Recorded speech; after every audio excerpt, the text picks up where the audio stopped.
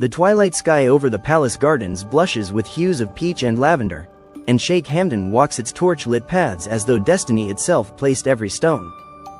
His robe brushes the dew-bright grass, each step echoing with the certainty that tonight he will utter the words sealed in his heart since first sight. Darling, you are my last love.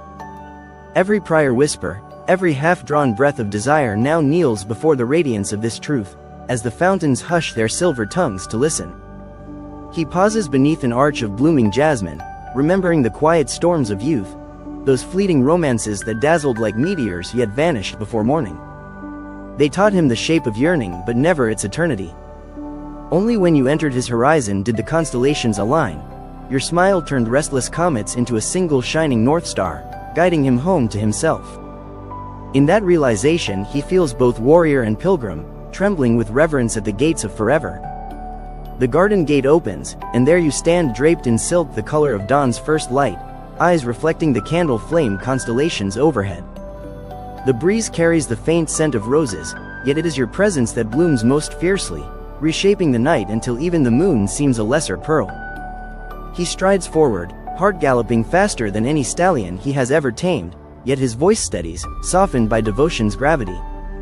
He speaks of winds that roam 1,000 miles only to learn that peace lives in a single held breath beside you. He tells how the desert's vast silence once felt like freedom, until he discovered a grander liberty captured in your laughter. With each sentence, the lanterns glow brighter, as though flame itself wishes to eavesdrop on vows so tender that time must slow to record them. You answer not with grand speeches, but by cupping his hand and pressing it to your heartbeat, letting that quiet cadence say what words cannot. In that pulse he hears wedding bells, lullabies for yet unimagined children, and the distant applause of ancestors grateful their line has found such gentle continuation. His eyes mist, but he holds your gaze, determined to etch this moment onto the inside of every future thought. Around you, petals drift like slow-motion fireworks, each one a blessing from unseen well-wishers. Elders who dreamed of balanced power, poets who prayed for a new metaphor, stars that wished for reflection on earth. As blessings gather, he realizes his empire is no longer measured by borders but by how completely his life can shelter your smile. Crowns tarnish, marble cracks, but a promise kept gleams longer than gold. He kneels, not in supplication but in solemn offering, lifting a ring forged from the first dawn he ever witnessed without loneliness. The gem at its center is simple, clear as the honesty between you. Yet it glitters with secret histories. Every unspoken yearning, every prayer spilled onto pillows at midnight, every silent good deed done hoping fate took notice.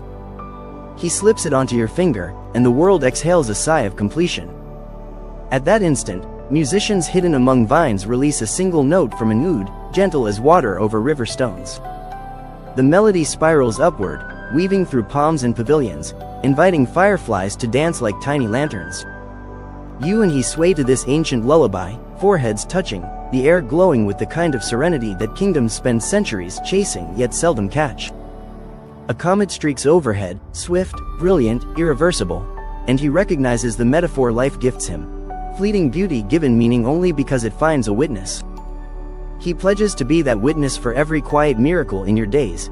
Each yawn at dawn, each spark of mischief in your grin, each tear that might fall when storms gather. He will archive them in the vault of his soul, guarding them more fiercely than any palace treasure. Back within the marble halls, the future unrolls like a silken carpet. Councils led with compassion, charities blooming where despair once rooted, festivals where children paint new hopes instead of rehearsing old fears. He imagines you beside him at every balcony, turning official decrees into lullabies of mercy, proving that the softest voice can redirect armies of thought. Tonight, however, the grand tapestry narrows to a single chamber lit by moonlight and steady heartbeats. He guides you across its threshold, drawing curtains of velvet secrecy around a night meant only for two. In that hush, titles fall away, there is no sheikh, no princess, only two souls thawing from the long winter of searching. Your laughter echoes off high ceilings, yet lands softly on his spirit, forever rewiring the acoustics of solitude. As dawn's first bird announces the sequel to this miracle, he whispers the covenant that crowns all others. My love, every road behind me was merely a prologue. With you begins the only chapter that matters. I promise my reign, my ink, my breath, my final heartbeat, and every breath beyond memory, to the simple truth that you are, and shall remain, my last love. Outside, the horizon blushes, as if the world itself feels newly engaged to hope. Morning pours molten gold through the balcony doors, drenching silken drapes and turning every dust mote into a bright secret. Sheikh Hamdan stirs beside you, his first waking breath a quiet thank you to fate, and he studies your sleeping though sunrise itself borrowed its palette from your cheek. The hush in the room is cocoon soft, yet it brims with future symphonies. Festivals you will open together, orphanages you will fill with laughter, poetry you will compose side by side until words themselves blush. He slips free only to summon a tray of sweet dates and warmed honeyed milk, wanting the very first meal of your shared forever to taste like childhood comfort married to dawn's fresh promise. Outside, palace corridors hum with hushed footsteps, advisors practicing tender voices, servants rehearsing new routines that put kindness before protocol, because love at the helm rewrites every manual. You walk those halls barefoot together, marveling at how sunlight refracts off marble now that two silhouettes merge into one. Courtiers bow, yet their smiles are unforced. They sense that bending a knee today honors something larger than lineage. It honors the courageous simplicity of devotion declared. In the reflection of polished columns you glimpse a future where crown and compassion are synonyms, and every echo of your laughter leaves behind a blueprint for gentle. A courier arrives with scrolls from distant villages, farmers promising baskets of apricots the size of small suns, fishermen pledging songs stitched with the hush of midnight waves. Each gift offer reads less like tribute and more like a note tucked into a lover's coat pocket, evidence that a realm can fall in love with its leaders when its leaders first fell in love with each other.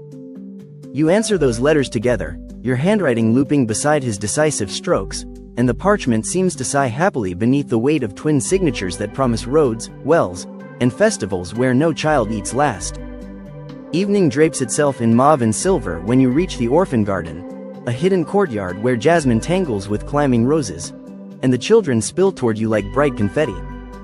They tug at Hamdan's robe, clamber up your arms, weaving daisies into your hair, because they already sense you will never be distant figures on a coin. He swings the smallest child high, turning giggles into cathedral bells that bounce off cedar trunks, while you kneel to mend a scuffed sandal, layering care over skin like fresh bandage.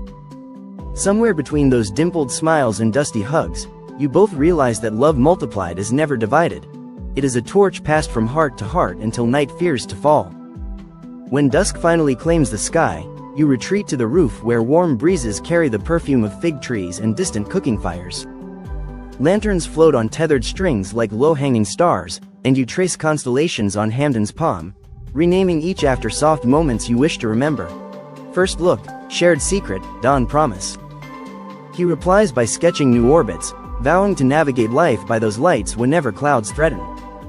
Below, musicians coax slow melodies from flutes and drums, and suddenly rooftops feel like open-air chapels where vows can be renewed with every heartbeat. Night grows deeper, and courtiers fade like stagehands exiting a play, leaving only the hush of fountains and the hushier pull of moonlit corridors. You wander the palace library, its shelves soaring like forests of whispered wisdom, and Hamdan pulls down a weather-worn volume of poetry whose pages have survived caravan journeys and candle wax. Together you translate old verses into present vows, penciling side notes. Use this line to comfort me on stormy nights, or read this aloud when fear sneaks in.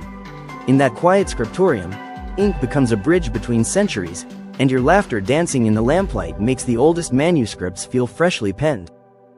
Far beyond palace walls, desert winds clap applause against dune crests, celebrating a reign baptized by kindness rather than conquest. Caravan leaders replot routes to pass through safer valleys, trusting that new road signs will bear your joint insignia. Nomads teach their children a lullaby that rhymes your names with words for fertile rain, because already the rumor spreads, where their love settles, seasons soften. Stars peer down at campfires shaped like tiny mirrors, each flame reflecting how two hearts can warm an entire horizon. As the moon tilts westward, you both slip into the royal observatory, a glass-domed wonder that holds telescopes polished like silver promises.